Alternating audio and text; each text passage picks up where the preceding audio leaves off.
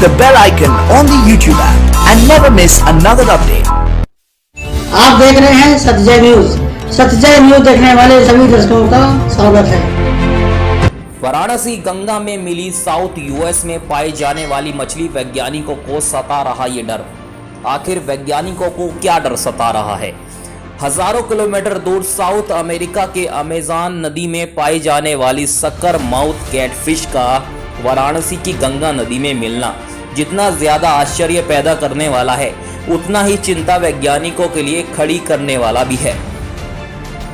वाराणसी में रामनगर के रमना से होकर गुजरती गंगा नदी में नाविकों को अजीबोगरीब मछली मिली।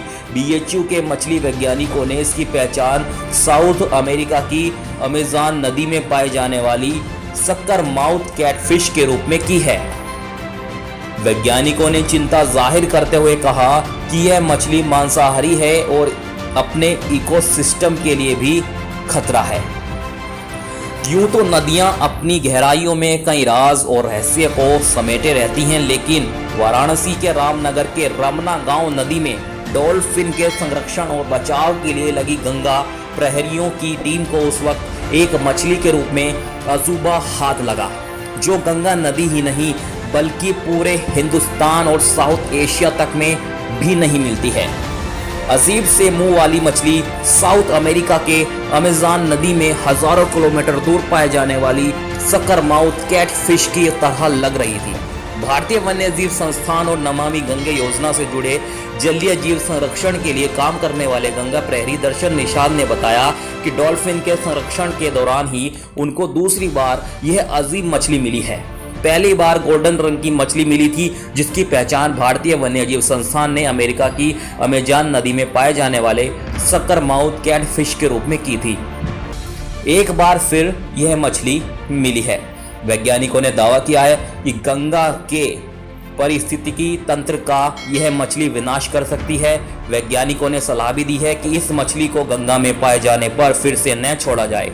आगे कहा, अब सवाल यह पैदा होता है कि आखिर हजारों किलोमीटर दूर साउथ अमेरिका के अमेज़न नदी में पाई जाने वाली सक्कर माउथ कैटफिश आखिर गंगा नदी तक कैसे पहुंची?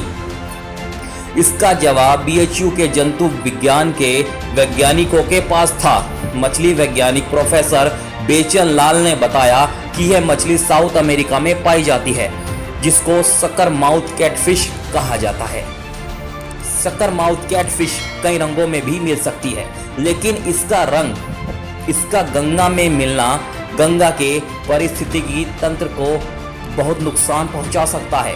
बहुत बड़ा खतरा इसलिए है क्योंकि यह मछली मांसाहारी है और आसपास के जीव जंतुओं को खाकर जिंदा रहती है।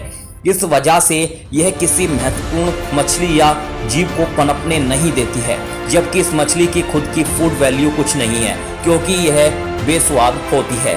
इस लिहाज से यह गंगा के पारिस्थितिकी तंत्र के लिए बड़ा खतरा है। अब गंगा जैसी प्रवाह वाली नदी में मिलने के बाद इसके बढ़ाव को रोका भी नहीं जा सकता है, क्योंकि यह मछली अपनी खूबसूरती के चलते ऑर्नामेंटल मछलियों की श्रेणी में आती है और लोग शौकवश इसे एक्वेरियम में पालते हैं, लेकिन कैटफिश के बड़े होने पर इसे गंगा में छोड़ देते हैं। ऐसा करना ही अब काफी गलत परिणाम लेकर सामने आ रहा है। आगे की खबरों के लिए आप बने रहिए हमारे साथ।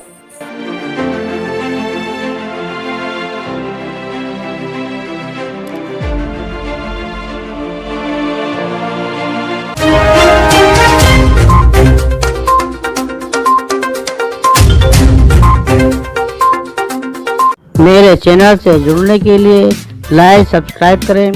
नए खबरों को पाने के लिए बेल आइकन दबाना ना भूलें। किसी भी कवरेज विज्ञापन के लिए मेरे दिए गए नंबर पर संपर्क करें।